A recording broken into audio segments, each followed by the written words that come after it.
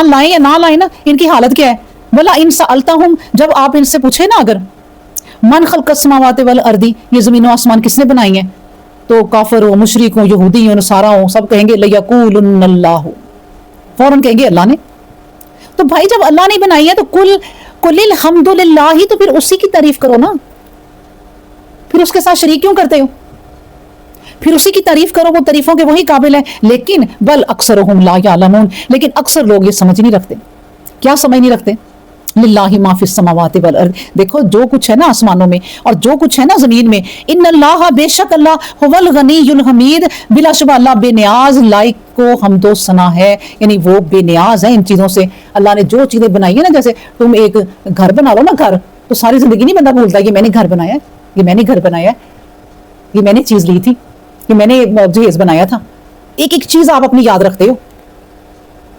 اللہ نے کہا یہ زمینیں آسمان جتنی میں نے بنا دی ہے، میں بے نیاز ہوں، مجھے کوئی اس کی پرواہ نہیں. وہ اتنا دیکھیں، وہ اتنا غنی الحمید ہے کہ آپ نا اپنا خوبصورت گھر بنا کے، چاہے معمولی گھر ہو 5 مرلے کا 10 مرلے کا، آپ کہیں گے کہ اس کو ڈھا دو، مجھے نہیں چاہیے. اب ایک ایک اینٹ کے لیے نا قتل ہو جاتے ہیں. اللہ اتنا غنی الحمید ہے کہ وہ یہ اتنا قیمتی آسمان اور اس کے اوپر اتنے سیارے، اتنے ستارے اور اتنی زمینیں اور یہ سورج، اور ہر زمین ہر پلینٹ پہ الگ سورج ہے، سب کو اللہ لپیٹ کے جہنم میں ڈال دے گا. کوئی مجھے فکر نہیں ہے ان چیزوں کی.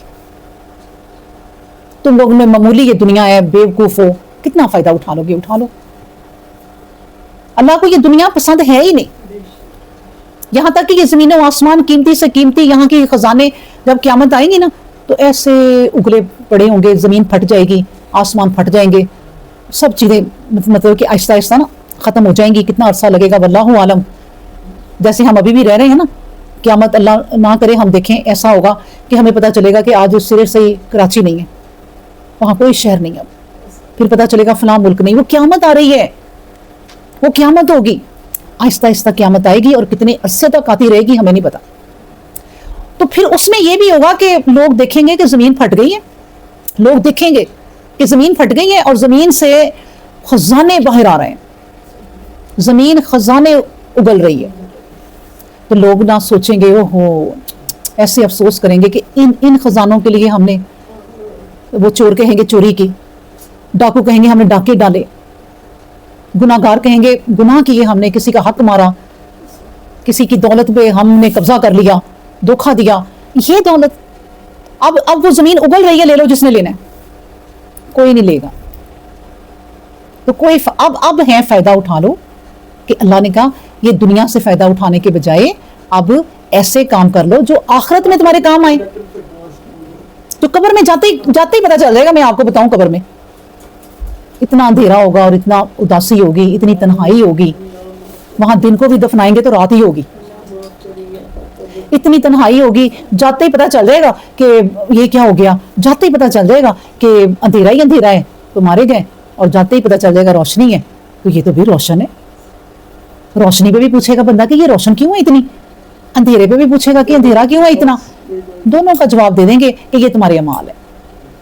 تو وہ اعمال اکٹھے کر لیں کہ جو ہمیں جاتے ہی پتہ چل جائے نا ادھر سے. کسی نے نہ کوئی بیٹی نے، نہ بیٹے نے، نہ اولاد نے، نہ میاں نے، نہ باپ نے، کسی نے کام نہیں آنا.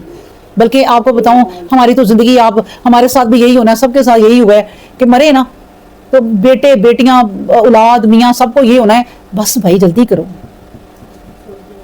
تھک گئے ہیں جلدی کرو. وہ جو ماں کے بغیر کبھی رہ نہیں سکتی تھی بیٹیاں نا، تو وہ بیٹھی بیٹھی تھک جائیں گی. تو اس لیے کہ وہ کیونکہ اللہ نے کہا کہ میں مجبور ہی کر دوں گا، جانا ہی پڑے گا اس طرف کو،